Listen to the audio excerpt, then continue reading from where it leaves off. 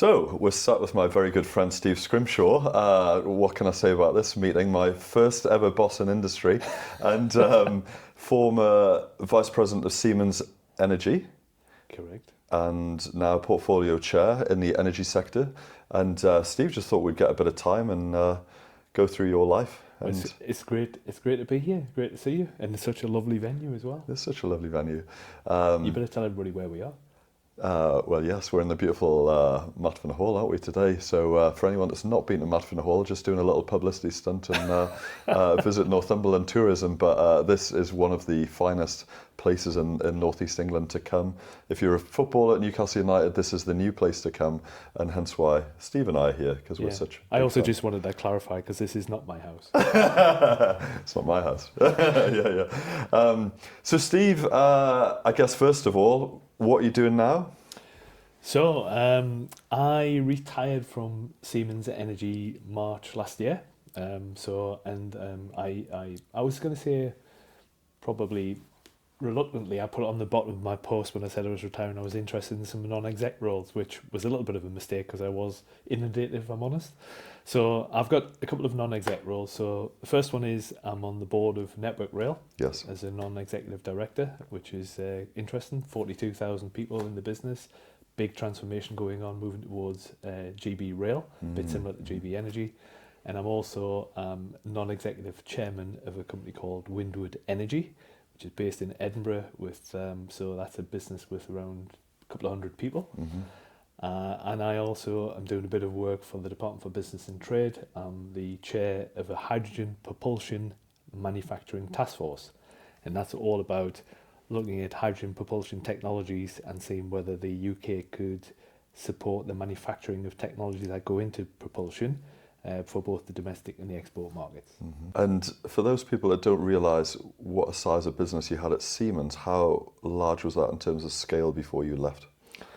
So before I left, maybe it's worth me explaining a little bit about Siemens and Siemens Energy. So Siemens used to be a huge conglomerate, and I think the visionaries who ran Siemens always thought that it was discounted. So they spent a lot of time strategizing on what they need to do with the conglomerate. So they actually decided to split the conglomerate up. So they split it up into various different businesses. So the Healthineers, the health business, was spun out. The mobility business, which was the trains and stuff, which we can talk a little bit about that if you like. And then the energy business was the last one to be spun out, but that was the biggest one that had something like 92,000 people globally in 90 countries. And in the UK, we had about 4,000 or 5,000 people. So I ended up being the CEO, changed to the vice president of that business for about 4 or 5 years. That was just before I left. Brilliant. So Steve, if we go back in time, for those people that aren't familiar with your career journey, where did it all begin, Steve? Oh God, well, where do I start? Well, let's start when I was a young 16-year-old. I left school at 16, and I decided, actually, I suppose then, if you think of your parents and stuff like that, which way did they push people in which directions? Nobody in my family went to university. My parents didn't, anything like that. So I was pushed towards, careers advice you got at school in those days. It was very, structured. Engineering for sort of the lads, nursing and whatever for women, which was totally wrong, but that's what happened. So I decided to apply for an apprenticeship, and I had a number of apprenticeship opportunities, and I joined what was known as Parsons then, CA Parsons, the original inventor of the first practical steam turbine, and I joined as a technical apprentice. So that was a 16-year-old. I walked through the doors at Parsons at Heaton there, and I was in amongst probably 100 other apprentices. Interesting, we still keep in contact today. We've got a WhatsApp group where we actually get together. So most of us now have ended up retiring. It's probably 40 odd years since 47 years I think it is since we first all got together. And we've had a couple of reunions as well. So it was an apprenticeship, as you would normally expect. You spend some time doing various different things, and I really enjoyed that. It was good. Did that, and I was one of those people that I wanted to do something different. I wanted to be different. Didn't want to sort of like get stuck in a rut, and I always tried to push to get out on site as opposed to being in the factory environment. And so, Just for people watching this yeah. again, the scale of what was Parsons back then, that was before I joined university days, but headcount, Parsons at its peak? Thousands. At the peak was probably about 12,000. 12,000. So an at the time. enormous employer. Yeah. And I mean, for the benefit of those that don't understand what they did, so they used to make turbines and generators, Yeah, you yeah. know, very highly skilled components. And, you know, if you think of the big door on sort of Parsons Works, you know, things have come out that door and been exported all over the world, bringing power all over the world. You know, they did an amazing job at doing what they did. But again, you know, you think globally, it's a global market, and then I think, you know, eventually it sort of dwindled down to doing less and less. And then the business was taken over by, from Parsons, it went to be part of Northern Engineering Industries, a big conglomerate. Then it was bought by the Rolls-Royce Industrial Power Group. And then eventually the Rolls-Royce Industrial Power Group was bought by Siemens. And that was at a time when there was a massive, you know, the power business is always peaks and troughs. And that there was a big surge in the US. And then the US business sort of dropped off almost overnight. And then everybody was scrambling around with capacities, etc. And then Siemens decided they didn't really need that capacity. So there was a couple of us, I was involved with it with another guy, and we actually put a business case for it to say, well, actually, if the big Siemens sort of steam business don't want it, there is a service business underneath this. So we put a business case together to say, you know, the old Parsons facility could do things like manufacturing blades for Parsons equipment worldwide. It could do balancing.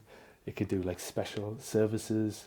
But we could also look after the Siemens gas turbine fleet in the UK, the Westinghouse gas turbine fleet. And anyway, we got agreement to do that. And then we had to downsize the business and the footprint. And that was the start of its. It's been very successful since then. There's a lot of work, there's a lot of investment being made into the facility with different things. That is interesting. And I guess I want to go back a little bit, Steve, to say you started off as an apprentice. It's easy to get lost in these massive companies.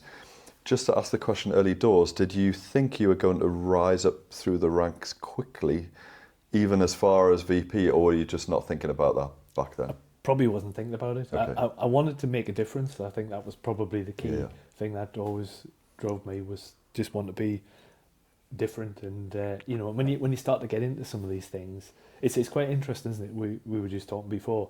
You know, when you get involved with contracts and you're involved with something which is 10 grand or, you know, 20 grand, and then you're into like hundreds of grands, and then you're into a couple of million, and then you're into tens of millions, hundreds of millions. And then over my career, it's sort of scaled into something, you know, exponentially bigger than that when I moved into different businesses. Which is hugely exciting, I think, for many of the apprentices and the young people that we see coming in. You know, you might think you're going to start off on a hands-on role, but where your career can end up.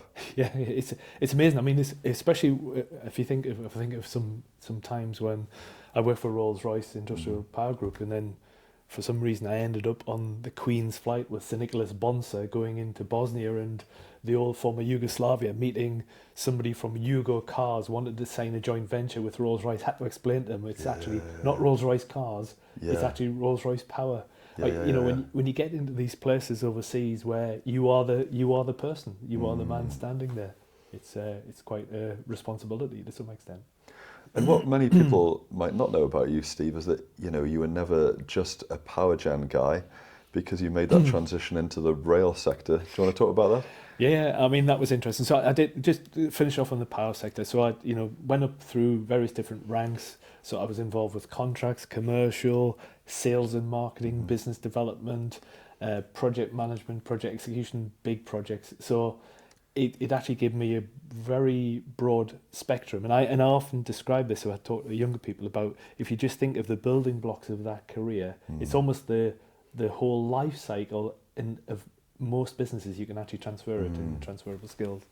So anyway, we'd done all the restructuring we were doing at Newcastle, at the old Parsons and Siemens facility. And I was asked one day if I would go down to see the CEO of Siemens. It was Alan Wood at the time. And it was quite interesting that, because we just introduced Sarbanes-Oxley as the accountancy. And I'm thinking, God, the CEO doesn't normally ring me up and ask me this. And I was thinking, so with the finance director went through, I'm thinking, is there got to be something wrong? Are we in trouble here? You know, etc. And I went down to see him, and he said, you may not like this, so you may not want this at this time in your career. He says, but would like you to go across and join the Siemens transportation business, in effect to run the trains business, but eventually run the whole of the transportation business. And I came home, and well, I didn't come home immediately. I was saying, well, when this is on a Friday, he says, when do you need to know? He says, well, if you can let us know by Monday. I was thinking, God, this sounds a bit, I was thinking I could probably write what I understand about the rail business on the back of a bus ticket, if I'm honest. I knew very little about it. So anyway, went home, talked to my wife, and she said, oh, don't do it, don't want you to go away again. And but I decided, I just thought this is an opportunity for me. So I went and I joined the rail business, and so I was the head of the trains business. And I remember sitting in the rail business to do a lot of events and stuff. I remember being in the Grosvenor Hall in London, in the Grosvenor Hotel, and there's probably 1,100 people in this room, and we're listening to these rail awards, and I'm just thinking, am I the only person in the room that hasn't a clue about what they're talking about when they're talking about class 450s and 400s and class 185s and all this sort of stuff? It was just like whoosh, over my head. Yeah. And it was an amazing. It was probably the best 10 years of my career, if I'm honest. We were involved in huge projects, really complex projects, government interaction, Roscoe's, rental companies, banks, everything. It was really complicated stuff, and we did really, really well. We won contracts left, right, and centre. We won Thameslink contract, which was billions, which was to provide 115 trains and 2 enormous depots to keep the centre of London running like a commuter service. If anybody's travelled on the Eurostar trains, the new Eurostar trains were provided by us, South West Trains, ScotRail, Transpennine Express, lots and lots of stuff. And we had this, the way we tried to visualise this, we got an artist to come in, and we described 3 worlds. We described the old world, which was a little bit about how you won one contract, then you won another contract, and you built up an infrastructure around that. When you built up an infrastructure, and you become like silos. Then you end up with this middle world, which was about sort of like we were growing, but it was like we still had paper-based systems. We had all this sort of stuff. We didn't have a factory, whatever. And then we described the future world. And what would the future world look like? It was bidding for High Speed 2. It was winning Eurostar high-speed contracts. It was winning the new tube for London to replace Piccadilly line. It was having a factory here. And if you look back at mobility, they're building a factory, Siemens Mobility are building a factory in Goole to make the Piccadilly line trains. And amazing that's happening in the UK. We also forecast that we were going to have the Thameslink and the depots and it was a great way of visualising a strategy for people to get round. So you could stand round like a table like this with the lads from the shop floor or the senior exec team, and what does this mean to you, and what do you have to do? So it was an amazing experience and something I treasure deeply. And just to pick up on that, you're talking. Some people would have potentially called that imposter syndrome, where you went into another sector that you didn't really know about. Again, because I know you well, Steve, for the benefit of people who have known you going to those first awards where you didn't know anything about rail, to where did you become when you were recognised as? I was, it was true that I did have imposter syndrome. There's no doubt about it. But I mean, I worked with an amazing team, and I think if I reflect on teams, you could see where you have small groups of people really focused on a certain thing, what you could achieve was unbelievable. And I've only experienced that a few times in my life. But yeah, it was true. I felt quite humble that one year I was actually awarded the Rail Business Manager of the Year. So instead of like sitting there in amongst 1,200 people thinking, what the hell's going on here? I actually sat there and I was actually awarded the Rail Business Manager of the Year. And I felt quite humble about it because there was other people there that had been there for decades.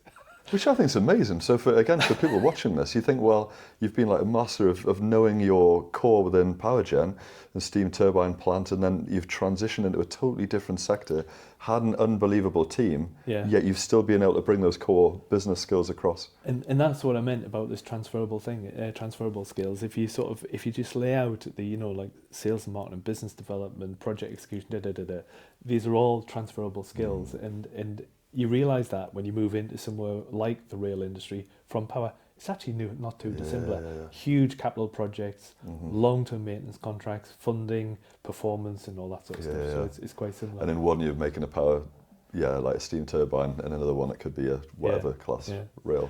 So I did that for almost 10 years. I Mm. moved away from my beloved northeast. I was actually commuting, but I had a place in London, so I Okay. stayed in there. And that was like, it was, full on in the rail industry. It's like full on during the day, full on in the evening time. Okay. There's a lot of activities, dinners and stuff like that Mm. around it. But I got to, meet most of politicians, secretaries of state. That's where I spent a lot of time in the politics. Mhm. Railways extremely Mhm. political. And I spent a lot of time involved in going to Parliament, meeting politicians, standing in front of a Transport Select Committee, which I'd never done before. That was an experience not to be forgotten. Because I remember even from my time at Siemens Energy as it is, and whether or not we're able to talk about this, but there was actually a lot of intel about how power plant is used all over the world, and some of that's very political as well. But equally, there'll be many people that just don't appreciate why government and politics plays such a part in industry. Is it worth just exploring that for people that haven't ever had to do that? They've just been manufacturing things in a factory and they don't understand the wider gameplay. Yeah. I mean, if you use manufacturing, and that's probably key. If you think when Siemens Mobility won Thameslink, right?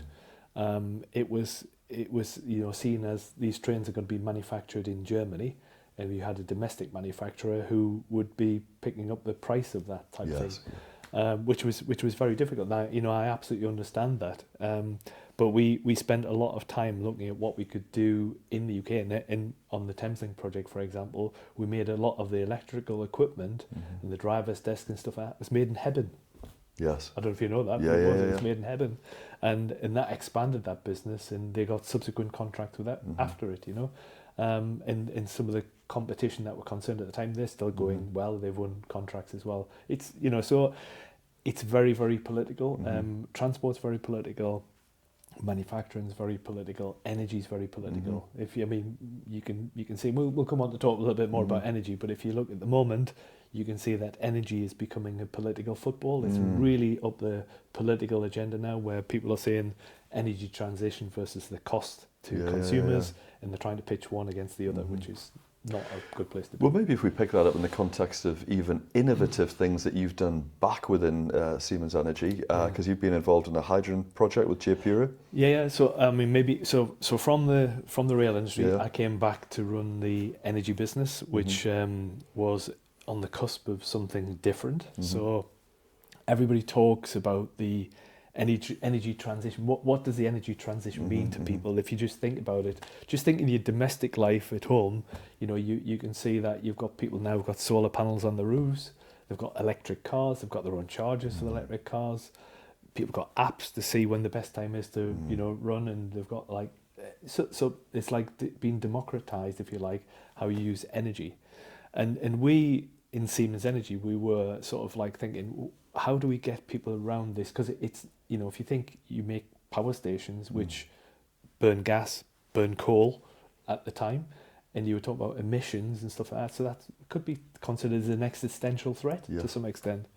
So we spent a lot of time thinking, what do we need to do differently? And we sort of coalesced around the energy transition, because we think the energy transition has a meaning for everyone, whether you're the top guy or the guy or the girl at the making whatever you do part of the energy transition. So we revolved around the energy transition. So we started to think about, if you think of the growth in energy, everybody talks data centers at the moment. There's massive demand on energy. There's more renewable energy being delivered on the network. You're seeing power plants are closed. The last coal power plants closed earlier this year, last year. So there's no more coal power plants in the UK. The gas plants are coming down to the end of their sort of working life. They're only delivering sort of very low availability to provide times when the wind's not blowing, sun's not shining, that type of thing.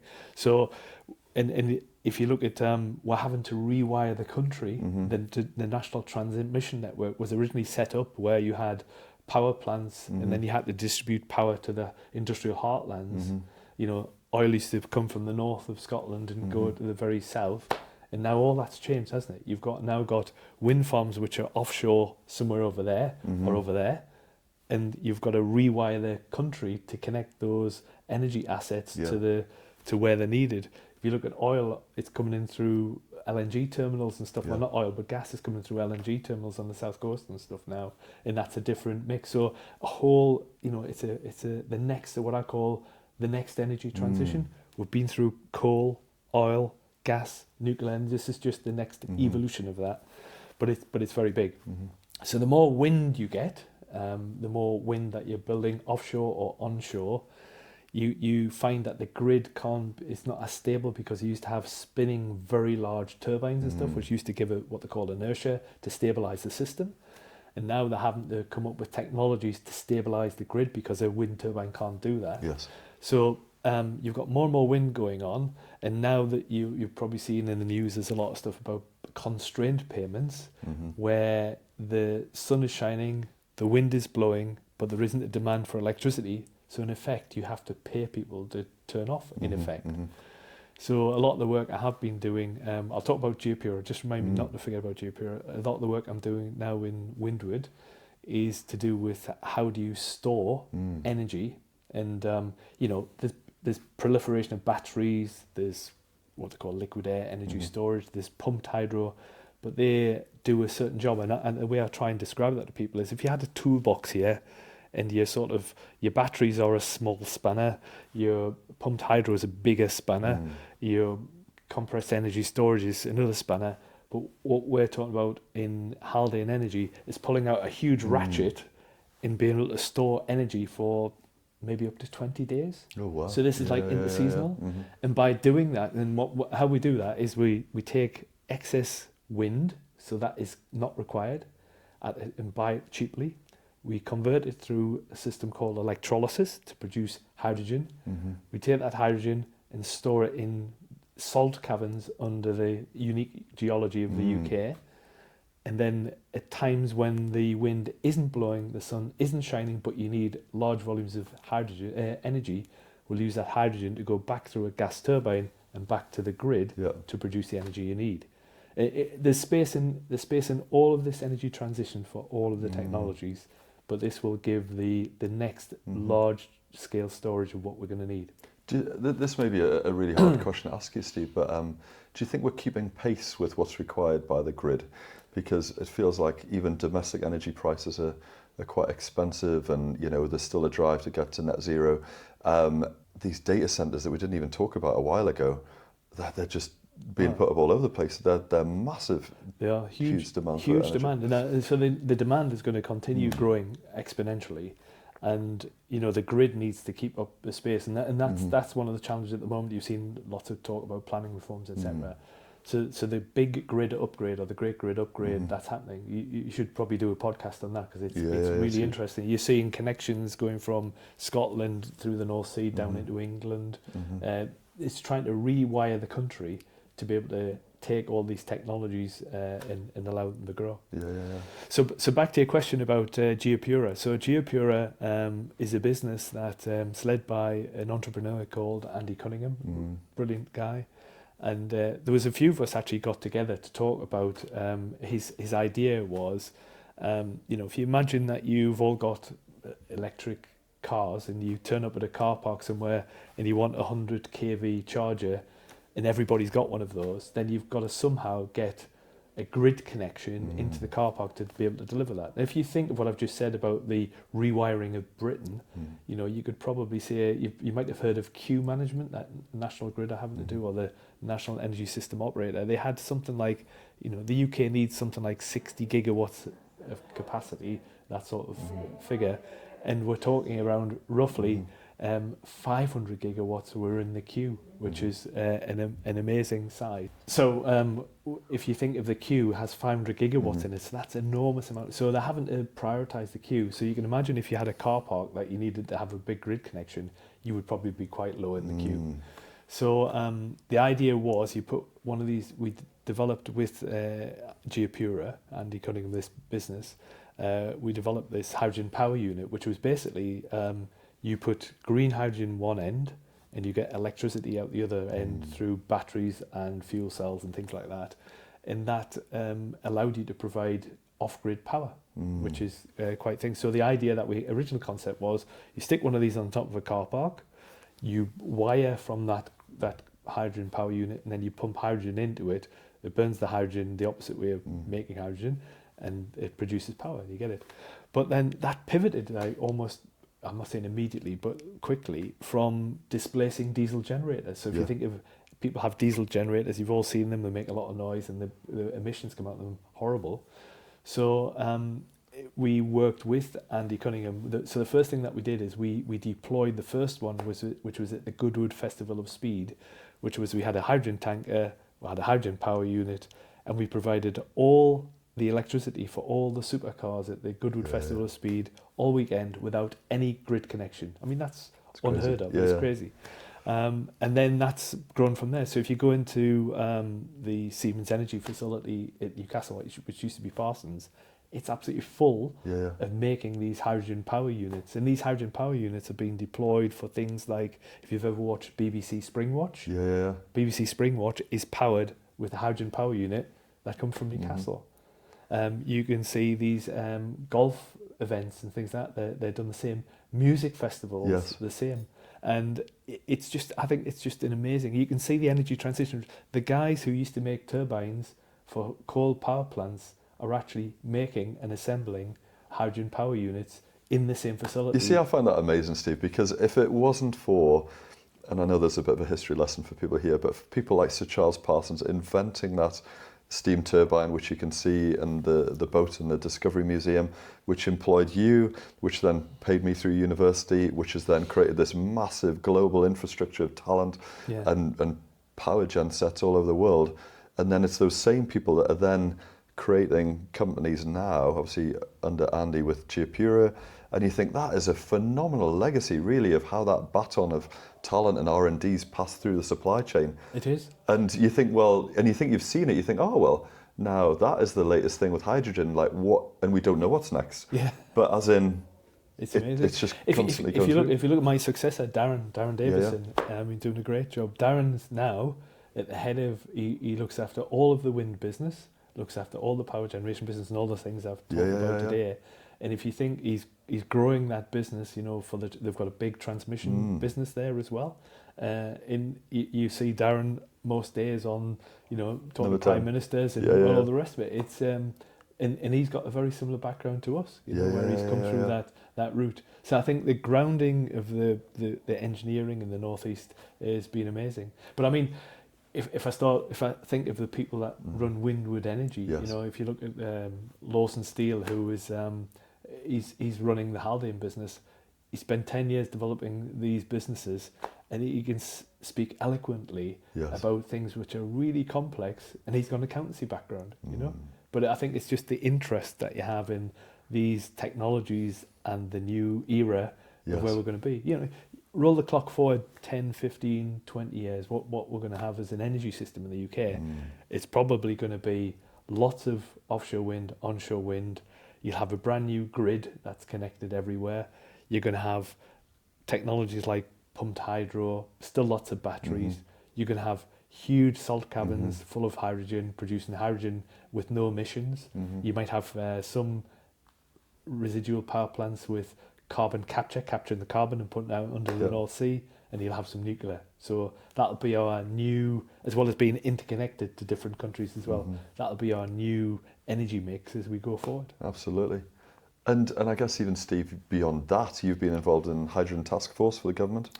I have, yeah. So I'm part of this, so I chair this hydrogen propulsion manufacturing task force. So this is a task force with lots of big industry players in it, and we're contributing to the government's industrial strategy.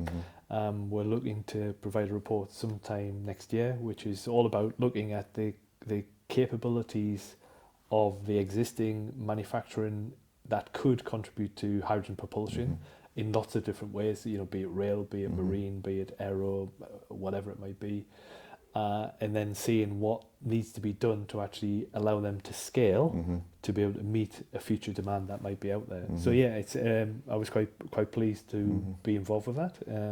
and there's some amazing companies that are part of it. It's amazing, just even I sit here, and I know you well, Steve, but how your career going back again at the start of the chat, from apprentice through power gen into rail, back into the energy side, back into and now into hydrogen, emerging technologies. What you're doing now on the board of Network Rail. For anyone watching this, you've got to think you've done a lot of stuff. How can you encourage people watching this or people early in their career, whether it's taking risks or getting mentors, or what kind of advice can you offer to others, Steve? I think I always try to have like a big perspective of like the whole system. I think, working with teams, being humble, being, learning, trying to learn all the time. You can never do these things on your own. You need to take people with you. I always have this vision a little bit about, if you're in a leadership position, you should be able to articulate a vision that people can get behind, Yes. really get behind. And so when you come out the trenches, they all come with you, despite the onward force that's come in the opposite direction. So I think being able to articulate a vision and clearly get people on board with it, I think that's quite good. I think culture is really important as well. We did some work when we were at Siemens Energy. Siemens is a big organisation. We had what we called a compliant dependent culture. You had like a head office, and this is, you tend to follow what was said. And we all said, you would never tackle the energy transition with that approach. So we actually developed, with some help from some consultants that we work with, called a collaborative growth culture, which was all about breaking down silos, collaborating, working together. I know you know a lot of people, and you work with a lot of people. And I think what you can achieve by collaborating and not having any egos and things like that, I think it makes a huge difference. So I would say, no, don't have an ego. Also sort of like think about the culture and trying to articulate visions clearly and stuff. I think they're quite important. I know you're like the most humble guy in the world, Steve, but help us just unpack a bit of humility and why that's important. When I left Siemens Energy, I was just flabbergasted by some of the things that people said of how you had impacted their career, and I didn't even think of that, to be honest. It was opaque to me, but people actually said some nice things. I know people do when you leave, but probably say goodbye. But I think some of the things that they said, how you'd personally impacted them. So I work with people. I'm always available. I'm always. I don't have any airs or graces. I know what I am, and I think just being able to work with people. And I think if you can work with your teams, collaboratively, that type of thing, make time for them. Like, you make time for a lot of people, don't you? You spend a lot of time for that, and I think that makes a big difference. And as we sit in this busy energy sector, are you optimistic about the future? Absolutely. I think it's a wonderful place. If I was starting my career again, I'd definitely want to be in the energy sector. It's, what's not to like, small modular reactors, big power plants, grid upgrades, hydrogen, ammonia, batteries. It just goes on, and these are wonderful technologies.